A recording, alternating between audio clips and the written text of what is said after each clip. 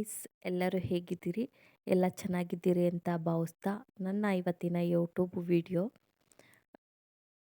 ಜರ್ನಿಲಿ ಇವತ್ತು ನಾವು K R ನಗರಕ್ಕೆ ಹೋಗ್ತಿದ್ವಿ. ಅಂದರೆ ಹಸ್ಬೆಂಡ್ ಊರದು. ಅದರಿಂದ ಮಕ್ಕಳು ಏನೋ ಬೇಕು ಅಂತ ಅಂದರು. ಅದಕ್ಕೆ ನನ್ನ ಹಸ್ಬೆಂಡು ಕಾರ್ ಸೈಡ್ಗೆ ಹಾಕಿ ತಗೊಡ್ತಿದ್ರು.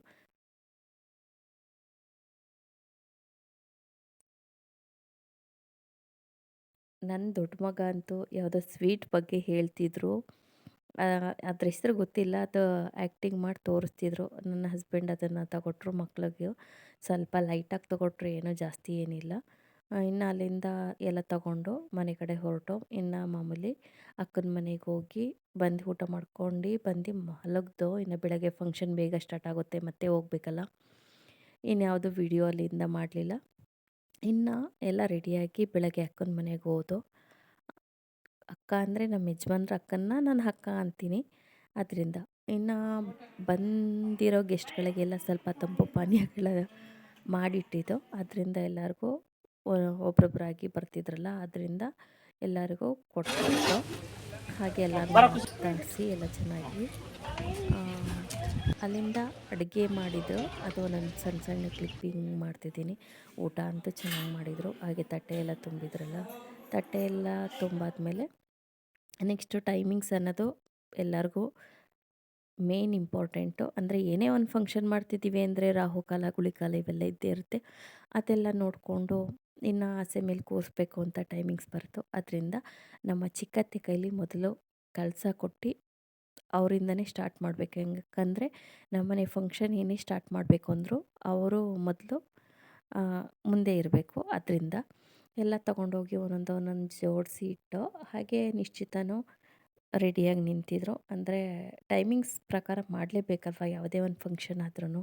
ಅದರಿಂದ ಇನ್ನು ಮೊದಲು ತುಂಬಿ ಎಲ್ಲ ನೀಟಾಗಿ ಮಾಡಲೇಬೇಕು. ಹಾಗೆ ಒಂದೊಂದು ಫೋಟೋ ಇರಲೇಬೇಕಲ್ಲ ಫಂಕ್ಷನ್ ಅಂದಮೇಲೆ. ಅದರಿಂದ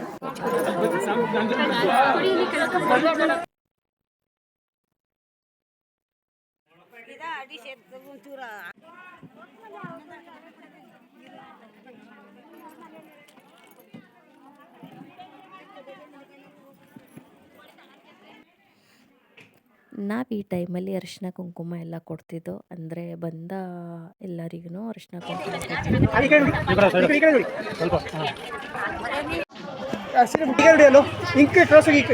ಫೋಟೋದವ್ರಂತೂ ಈ ಕಡೆ ನೋಡಿ ಆ ಕಡೆ ನೋಡಿ ಎಂದಿ ಅವ್ರಿಗೂ ಪಪ್ಪಚ್ಚಿ ಸಾಕಾಗಿತ್ತು. ಅಂದರೆ ಬೇರೆ ಯಾರಲ್ಲ, ಅವರು ನಮ್ಮೂರಿನವರೇ ಫೋಟೋಗ್ರಾಫರ್ ಕರೆಸಿದ್ರು. ಹಾಗೆ ನಮ್ಮ ಫ್ಯಾಮಿಲಿಯಲ್ಲಿ ಈ 5 ಜನ ಮಕ್ಕಳು ಹೀಗಿರೋದು. ಅಂದರೆ ನನ್ನ ಮಕ್ಕಳು ಮತ್ತು ನನ್ನ ಮೈದನ ಮಕ್ಕಳು ಇಷ್ಟು ಜನ. ಇವರು ನನ್ನ ಅಕ್ಕಂದಿರಾಗಿರ್ಬೇಕು. ಇದು ನನ್ನ ಹಸ್ಬೆಂಡ್, ನನ್ನ 2 ಮುದ್ದಾದ ಮಕ್ಕಳು. ಅಂತೂ ಇಂಥ ಫಂಕ್ಷನ್ ಎಲ್ಲ ಮುಗೀತು. ಫಂಕ್ಷನ್ ಮುಗ್ದಾದ್ಮೇಲೆ ಆಚೆ ತಗೊಂಡೋಗಿರೋದನ್ನೆಲ್ಲ ತಗೊಂಡು ಒಳಗಡೆ ಇಡಲೇಬೇಕಲ್ಲ, ಅದರಿಂದ ಎಲ್ಲ ತೆಗ್ದು ಇಡ್ತಾಯಿದ್ದು. ಹಂಗೋ ಹಿಂಗೋ ಫಂಕ್ಷನ್ ಮುಗೀತು. ಊಟಕ್ಕೆ ನನ್ನ ಮಕ್ಕಳು ಫಸ್ಟ್ ಹೋಗಿದ್ರು. ಅವರು ಪಕ್ಕದ ಸಾಲಲ್ಲಿ ಕೂತಿದ್ರು. ಇನ್ನೇನು ಫಂಕ್ಷನ್ ಮುಗ್ದಾದ್ಮೇಲೆ ಊಟ ಅಂತೂ ಹೋಗಲೇಬೇಕಲ್ಲ, ಹೊಟ್ಟೆ ಅಂತೂ ಕೇಳಲ್ಲಲ್ಲ. ಊಟ ಅಂತೂ ಚೆನ್ನಾಗಿತ್ತು. ನನ್ನ ಹಸ್ಬೆಂಡ್ ಹಂಗೆ ಮಾತಾಡಿಸ್ತಾಯಿದ್ರು ನನ್ನ ಮಕ್ಕಳನ್ನ. ಇನ್ನು ಇವರಿಬ್ಬರು ತೀಟೆ ಹೇಳಲೇಬೇಕು. ನನ್ನ 2 ಮಕ್ಕಳು ಅಂದರೆ ಇವರು ನನ್ನ ಮೈದನ ಮಗ, ಇದು ನನ್ನ ಮಗ. ಅಂತೂ ಇಂಥ ಫಂಕ್ಷನ್ ಮುಗೀತು. ಹಾಗೆ ಮನೆ ಕಡೆ ಬಂದು ತೋಟದ ಹತ್ರ ಹೋದ್ಮೇಲೆ ಅಲ್ಲಿ ಕರಿಬೇವಿನ ಸಸಿ ನೋಡಿದೆ. ಅದರಿಂದ ಮನೆಗೆ ಸ್ವಲ್ಪ ಇರಲಿ ಅಂತ ಕರಿಬೇವು ಸ್ವಲ್ಪ ಕಿತ್ಕೊಂಡೆ. ಫ್ರೆಶ್ ಆಗಿತ್ತಲ್ಲ ಅದರಿಂದ. ಅಲ್ಲಿಂದ ಇನ್ನು ಊರಿಗೆ ಹೋಗಬೇಕು, ಟೈಮ್ ಆಗುತ್ತೆ. ಆ ಊರಲ್ಲಿ ಹಬ್ಬ ಇತ್ತು, ಅಂದರೆ ನಮ್ಮ ಅಪ್ಪನ ಮನೆ. ಅದರಿಂದ ಜಾತ್ರೆ ಇತ್ತು ಅಂತ ಬೇಗ ಬನ್ನಿ ಅಂತ ಕರೀತಿದ್ರು. ಅಲ್ಲಿಗೆ ಹೊರಡಬೇಕಲ್ಲ. ಇನ್ನು ಅಪ್ಪನ ಮನೆಗೆ ಹೋಗಿ ಮಾತಾಡಿಸ್ಕೊಂಡು ಇನ್ನು ರಿಟರ್ನ್ ಕೇರ್ಪೇಟೆಗೆ ಬಂದು. ಇದಾಗಿತ್ತು ಇವತ್ತಿನ ವ್ಲಾಗ್. ಸ್ವಲ್ಪ ಆದರೂ ಇಷ್ಟ ಆದರೆ ಲೈಕ್ ಮಾಡಿ, ಶೇರ್ ಮಾಡಿ, ಹಾಗೆ ಸಬ್ಸ್ಕ್ರೈಬ್ ಆಗೋದನ್ನು ಮರಿಬೇಡಿ ಪ್ಲೀಸ್.